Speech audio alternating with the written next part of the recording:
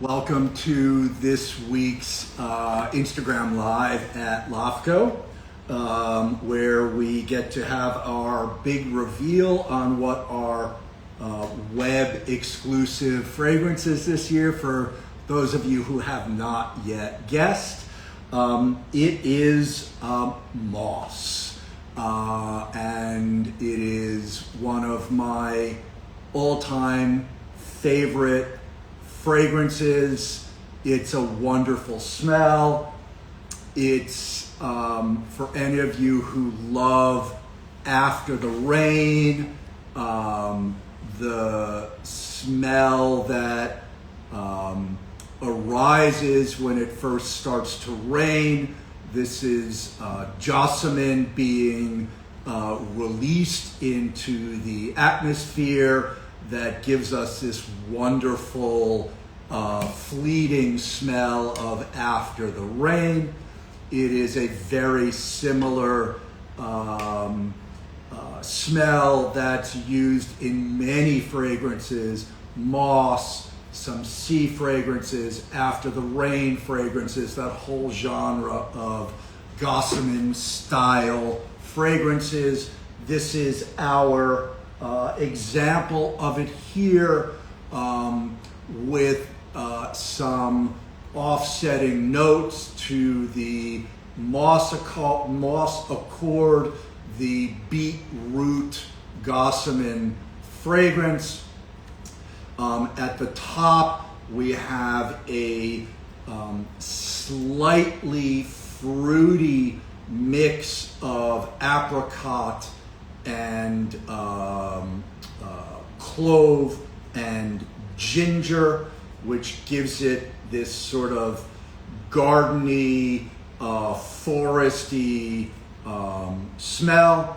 The apricot is really used to soften the ginger, fennel, and just make it a little less intense, a bit more vegetal smelling.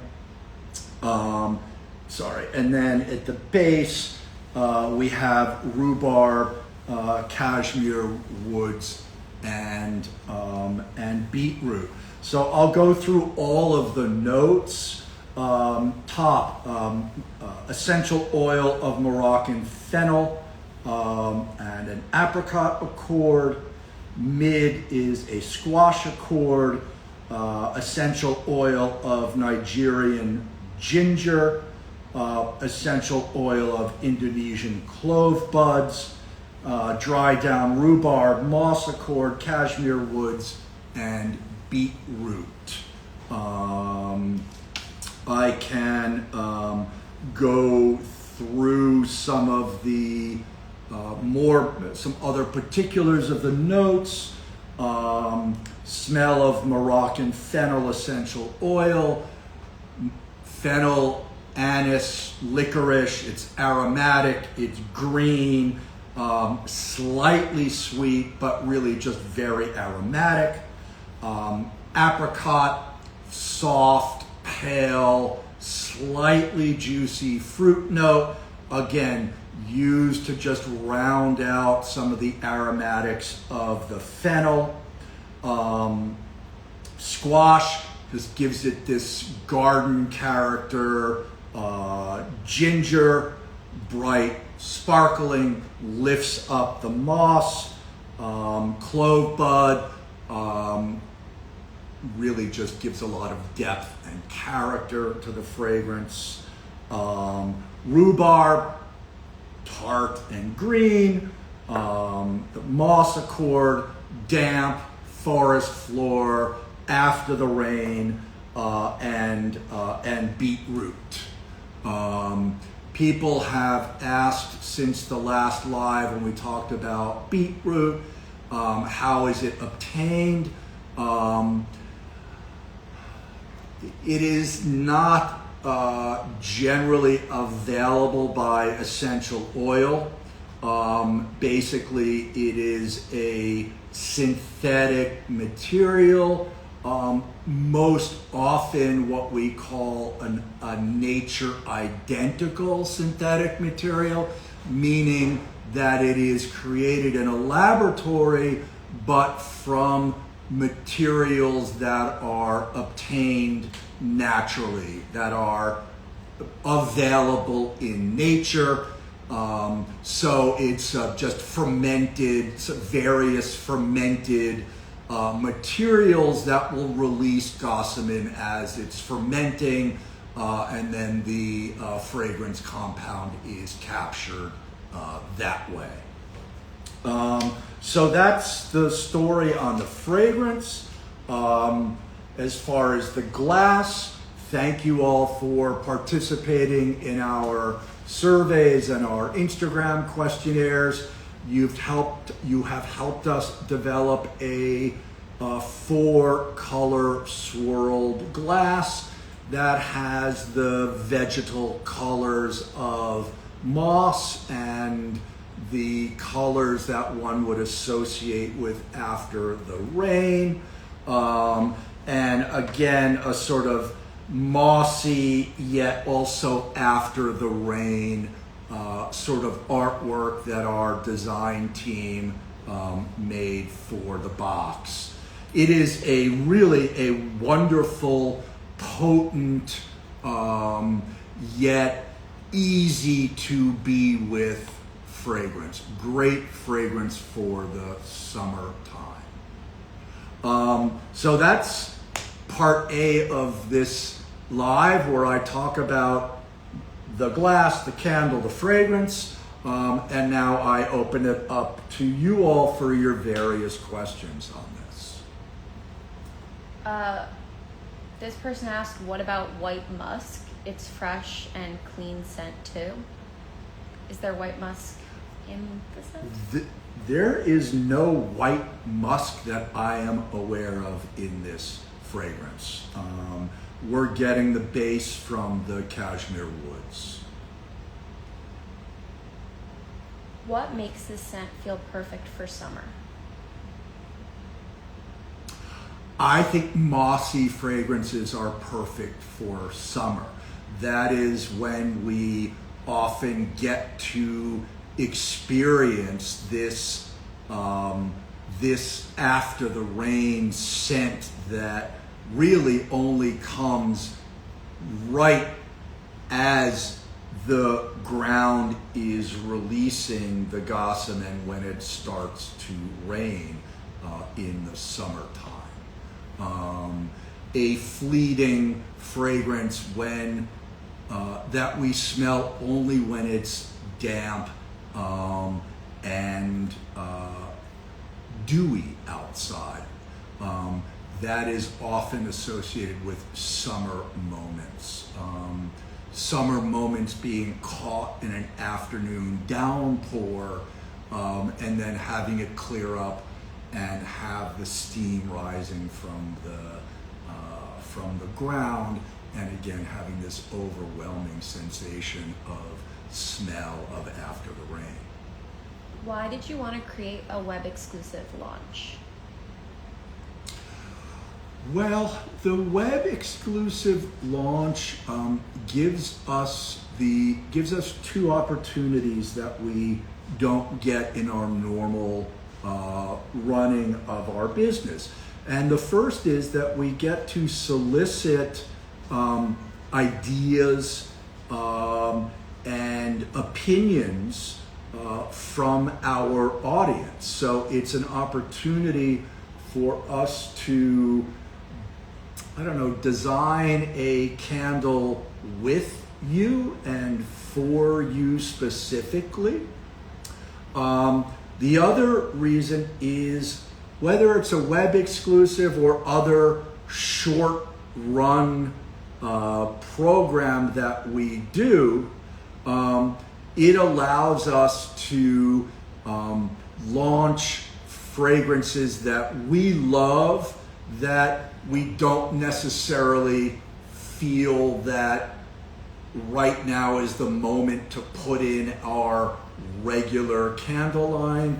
It gives us the opportunity to play around a little bit. You know, we're a pretty classic, I wouldn't say conservative, we're not conservative, but we're classic, not too heavy design, and this is an opportunity for us to be more playful in our design, be more playful in our naming conventions. This candle is Do Not Disturb, DEW.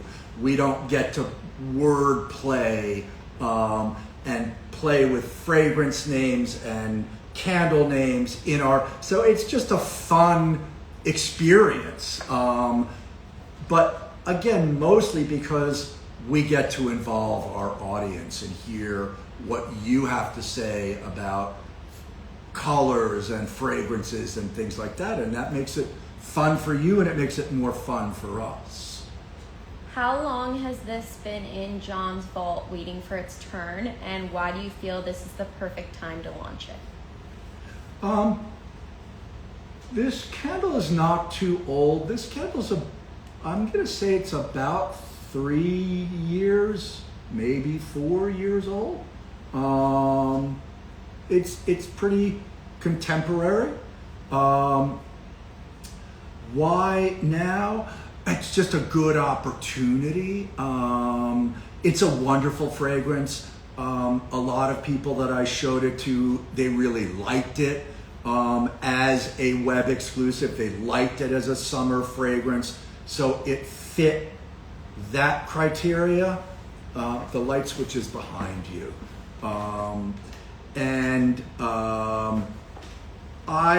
I just, you know, I just love the fragrance. So, you know, any opportunity I get to launch it, you know, I'll launch it. So it wasn't necessarily,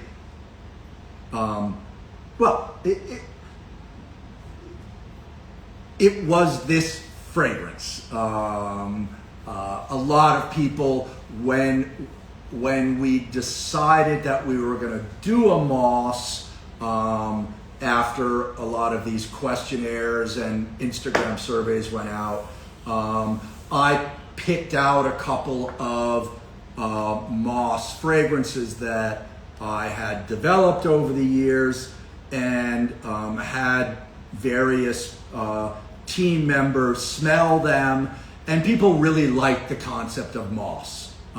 So that's why we did it. Which note do you notice first when you smell Do Not Disturb? It's an interesting question.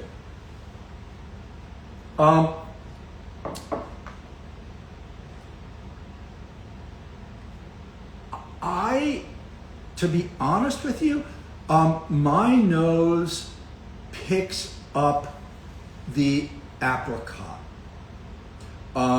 I don't want you to think that this candle smells like apricot. It does not. But the apricot note stands out in the cold throw of this fragrance. But it's a very blended fragrance. You know, one does not pick this up and say, oh, it's gardenia, or oh, it is more, oh, this is just a beautiful fragrance. It's not really identifiable as anything. People who are familiar with gossamer might say, oh, this smells like gossamer.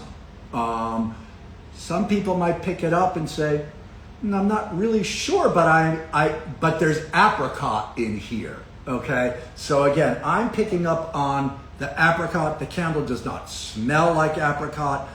It just smells like a damp, I wouldn't say heavy forest, but an after the rain walk in the woods. How is Do Not Disturb different from other moss candles out there? It is less green than other moss candles.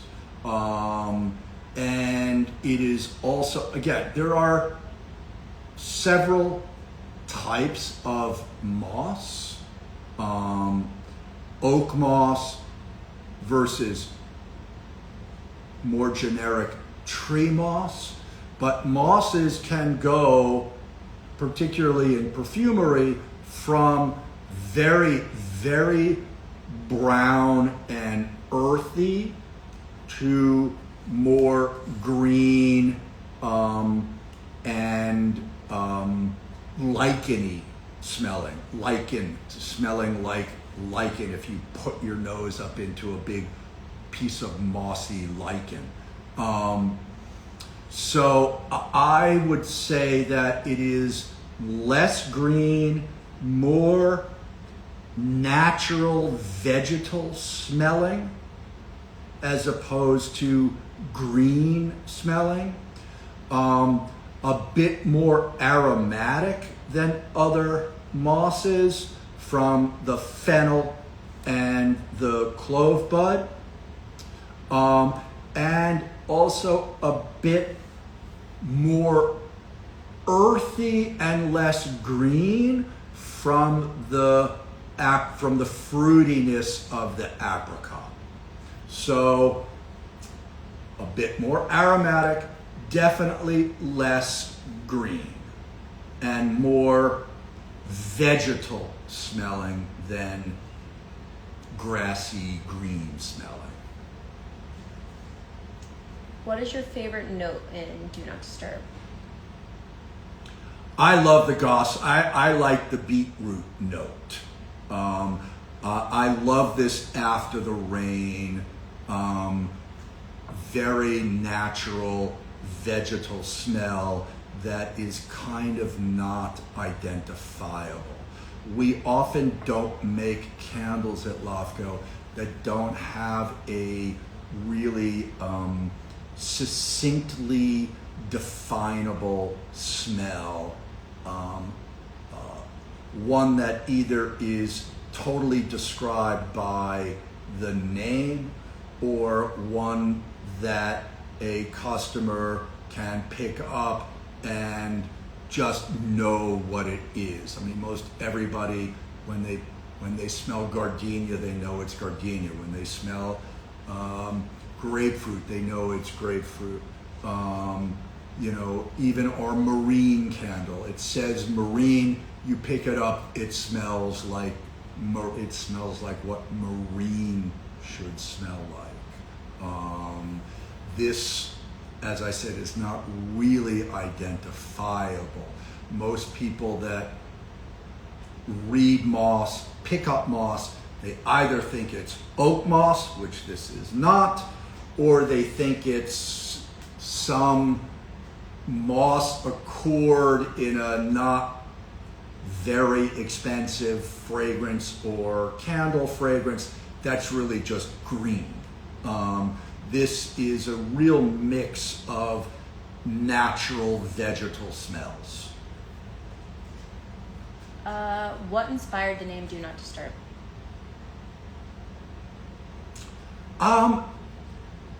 We knew it was moss, and we just played around over several weeks with fun, catchy names that we thought were really fun, that fit the fragrance. This is, notwithstanding, it has fennel, and I've talked about some aromatic notes. This is not an herbaceous candle. Somebody asked me on the last live if this was an herbaceous candle, and I would technically yes, but there's nothing particularly herbaceous about this candle in what people think of as herbaceous. Very green, very herby, very lavender, very chamomile. This is, even though it has fennel, this is an easy fragrance. So the DEW kind of goes into the moss. The Do Not Disturb invites a feeling of oneness, being alone, being by yourself, doing something internally with yourself, and to me, that's about nature. So the idea of do not disturb me while I'm communing with nature kind of just fit the whole vibe of what we were trying to do here. Are gossamer and petrichor the same? Gossamer, yes. Essentially, petrichor is the name of the smell that occurs when gossamer is released out of the ground. Okay? What candle pairs well with Do Not Disturb? Somebody asked last week, I hope I give the same suggestions. Grapefruit, as always, it pairs well with everything. It would pair well with this. Just make it, give it a bit of a citrusy, dry, citrusy vibe. The sea and dune would pair well. We get two kind of warm, nature-inspired fragrances.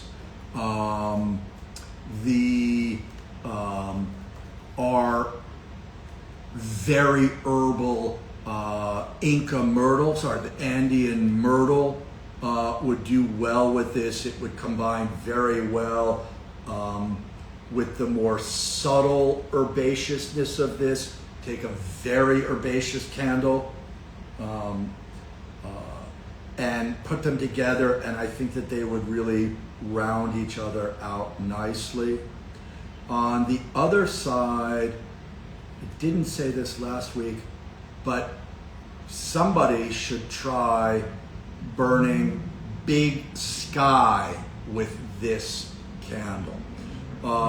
I've often, when we talk about pairing, one of the ways I like to pair is to find candles that are different from each other but contain one common element so that they can unite properly with each other. And the clove bud in the Big Sky would work really nicely with the clove bud here. The apricot works really well with clove bud. You get this very distinct, if any of you can kind of shut your eyes and imagine what dried apricots and clove buds would smell like if you put them in a bowl together. Really wonderful, pungent, yet slightly sweet, ripe, aromatic fragrance. I think that the Big Sky, the patchouli, and the clove bud would take this into its base notes more deeply and provide a very, very earthy, fragrance that remains not spicy, but just brown and earthy and dry. That would be a really nice pairing. Do you have a chart for pairing? No, but it's an interesting concept. I should make one. What makes this release different from other LAFCO launches?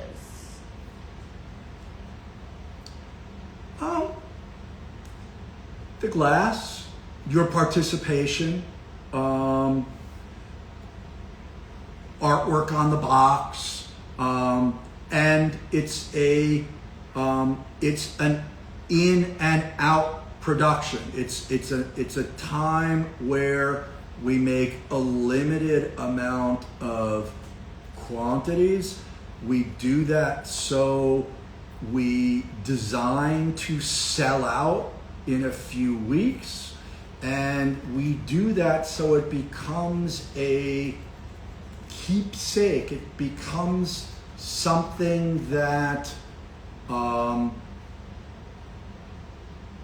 our engaged customers know about and nobody else knows about, and it helps us create a deeper relationship with our retail customers. How long did it take to develop Do Not Disturb?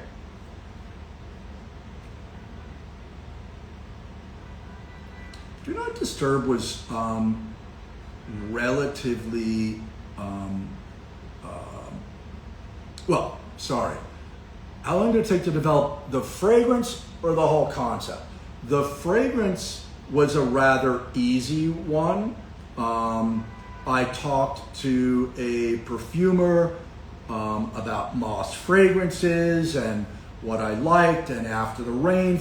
We just had a long talk, and he made some various samples of moss, and this particular moss I really, really fell in love with. I struggled a bit with the apricot, had to do a couple of modifications on the apricot, but the fragrance was rather smooth. The rest of it took longer because we kept involving you all, the audience, and getting your feedback. And then after the surveys on the glass were finished, it took us a while to get this glass developed. I talked on the last live about how difficult this particular style of glass is to make. So we had a lot of defects, a lot of breakage when we started. So we had to modify the design a few times to get a more stable glass. So I don't know, this one took us about 8 months, which is kind of in the range. Generally, we allocate about a year from first idea to bringing to market. Okay, so that's packaging development, fragrance development, glass development, purchasing of raw materials from Europe. So it's a long process. So right now we are working on, we finish next spring 27, and we're starting to work on fall 27. So about a year is generally our timeline for a new fragrance. Do you plan on making this or another After the Rain type of scent a part of the core collection?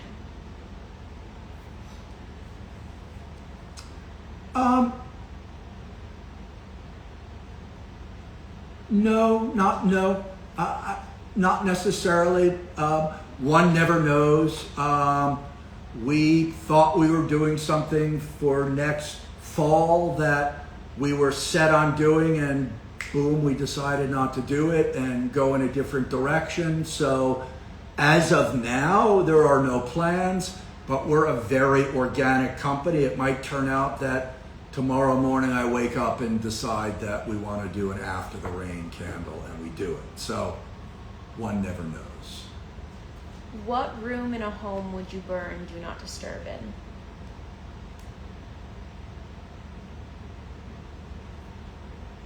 Bedroom.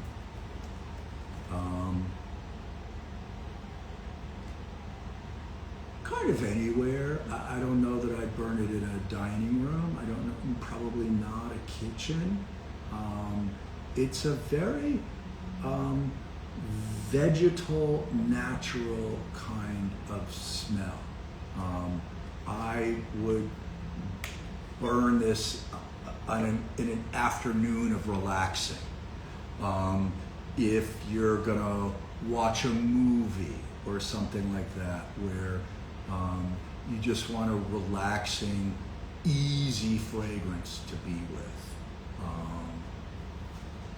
Were you surprised by any of the community's choices during the process of development?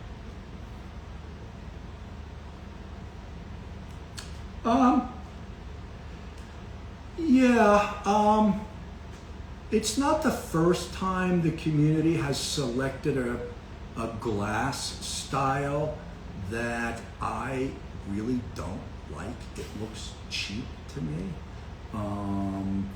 I think that it looks much better in pictures than it does in real life. So there were a lot of votes for a very swirly cup. There were votes for this, but as far as I remember, the swirly cup kind of edged out this cup. And I remember having a bit of a disagreement with our social media folks because they felt obligated to go with the exact consumer choice on this one. But at the end, I just didn't think it fit I didn't like the way it looked. As I said, I think it looks better in photos. We always try to have our glass embody in some way some idea of the fragrance, to at least have it be a cohesive marriage, if you will. And this looks like moss. This looks like after the rain. One could say that these could be raindrops. I mean, it's very organic looking, okay? And the swirls in the glass didn't feel vegetal. It felt mineral to me. It felt like a mountain edge, or when you fly over or see photos of geological national parks, and you see the color striations in the sides of mountains or the sides of a rock formation. To me, that's what it just didn't. It didn't read vegetal, whereas this style and color reads vegetal to me. What makes this scent feel unique compared to other summer candles?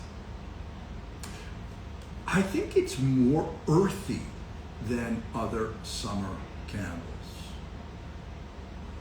What note do you think will surprise people the most in this candle?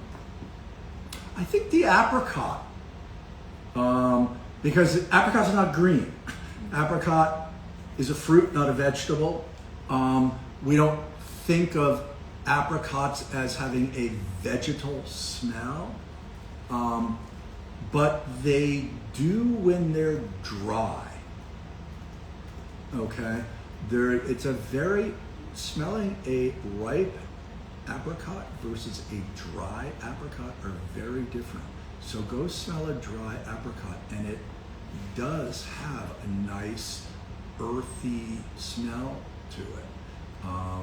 And I was really after the earthiness much more than the mossiness of this. I was very interested in capturing earthy sensations that felt very natural. Is this a candle that transforms a room or creates a subtle atmosphere?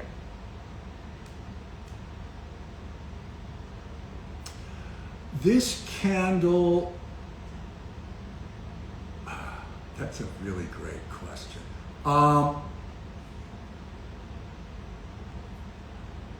I think it does more than create a subtle atmosphere. I think it would be a stretch to say that it transforms a room.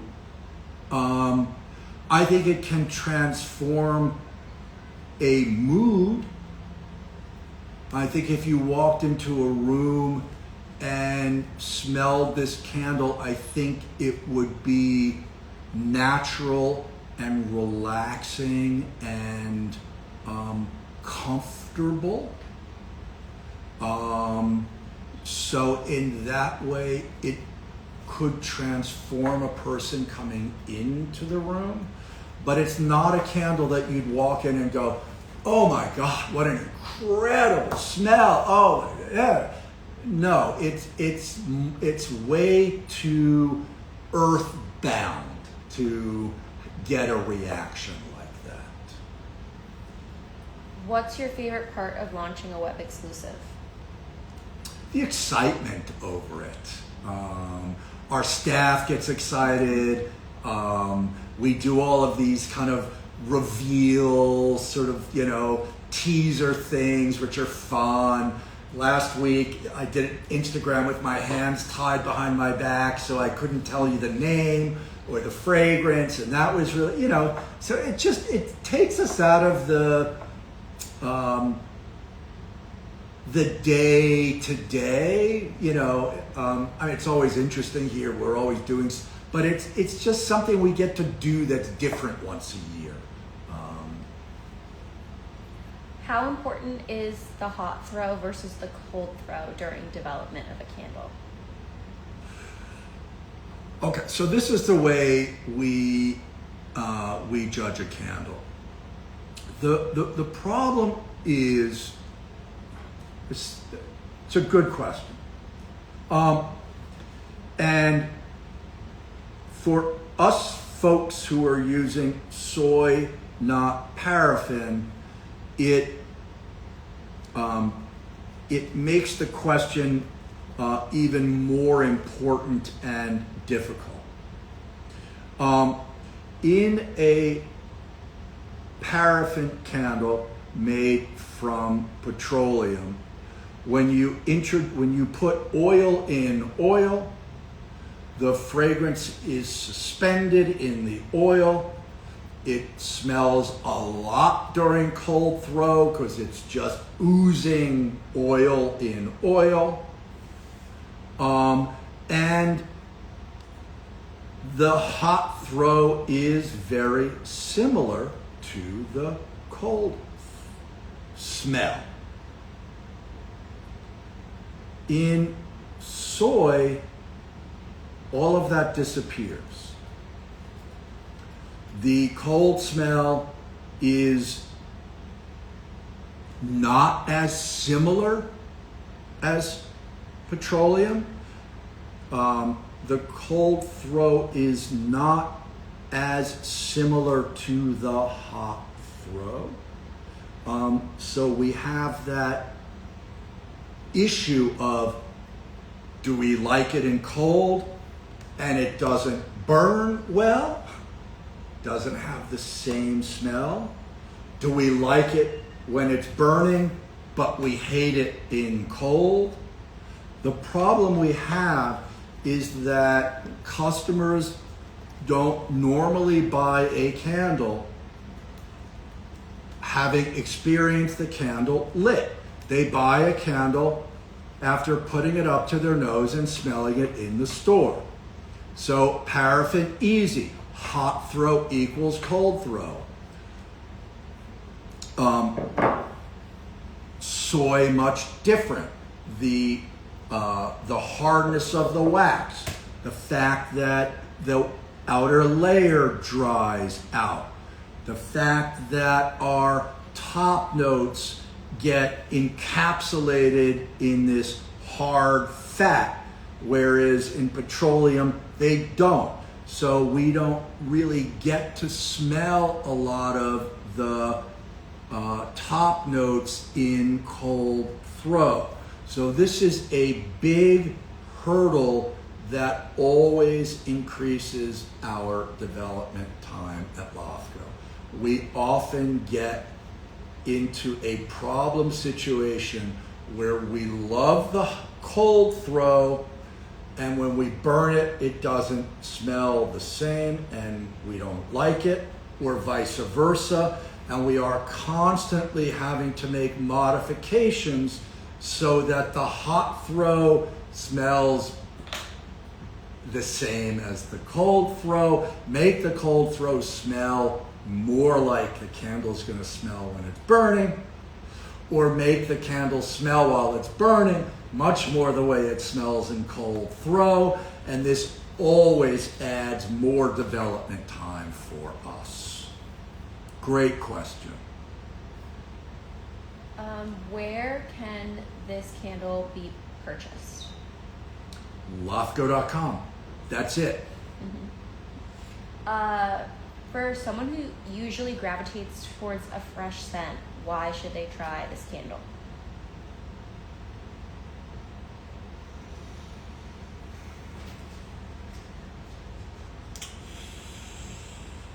Well, that's hard without knowing. You know, your fresh is different than my fresh, and it's different from Taylor's fresh. Your fresh could be citrus. Your fresh could be aromatic. Your fresh, I don't know what your fresh is. So you can tell me your fresh and I'll try to answer your question. Or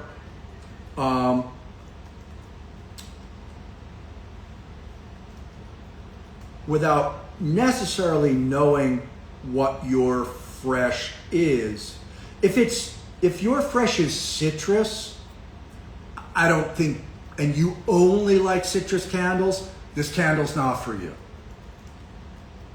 Okay. If fresh is clean,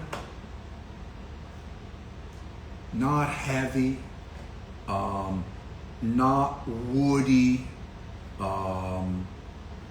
then this candle is fine for you.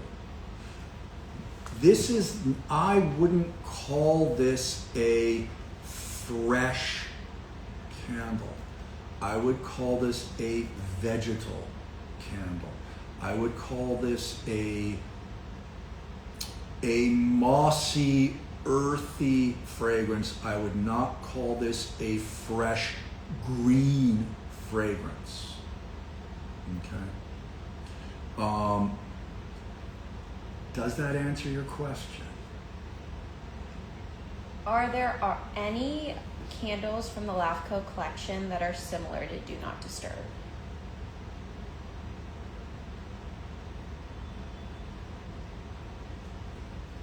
Similar?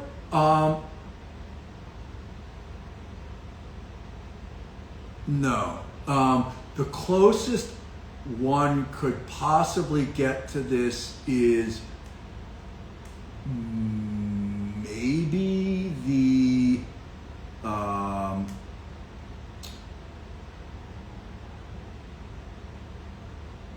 the geranium bourbon from our Source and Story collection. It is a leafy geranium leaf, apricot, a cannabis accord, a little bit of rose. So it has some vegetal earthy sensation like this, but that's a much heavier candle. I would not by any means call that candle a fresh candle, but it's quite an earthy candle. I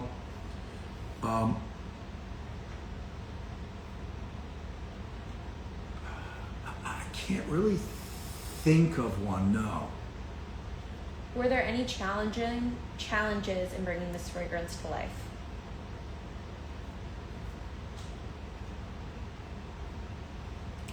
Not any more than normal. I struggled, as I said, for this particular fragrance. It started out great. I did play around a lot with the apricot. We need the apricot, but we don't want it to be noticeable and visible to the audience. You asked earlier what I smell. I noticed the apricot. I've been focused on the apricot. I think if you pick this up, you're just gonna smell earthy vegetal I don't think you're going to pick up the apricot. But that was a big struggle to keep the character without anybody detecting the apricot. Last question. Which web exclusive do you like better? Out of Office or Do Not Disturb? I think Do Not Disturb is a much more unique fragrance. I think it's a much more special fragrance. I think Out of Office is a beachy, coconutty vibe. The name of that fragrance is raw coconut. So it had a rawness to it, which is what appealed to me in developing the fragrance. There are a lot of coconut fragrances out there, some less raw, some sweeter, some this. It's a nice fragrance. This is, I think one of the reasons that this was never put into our collection is that it might be just a bit too unique. It's a very unique fragrance. I don't think you will have ever smelled a fragrance like this in a candle. And that's why we get to do it as a web exclusive, is because this is the time where I get to show you fragrance-wise, the rest of the team, glass, packaging, but this is the time where I get to show you fragrances that I think are really unique and really special and really different. And have you enthusiasts who like experimenting with fragrance and smelling things that you've not smelled, smelling things that you can't get elsewhere. That's the appeal. I mean, it's a beautiful fragrance, but that's kind of the appeal of this fragrance, is that it's really different from anything you've ever smelled. All right. And that's... Goodbye for now. See you soon, and thank you for joining us. Wow.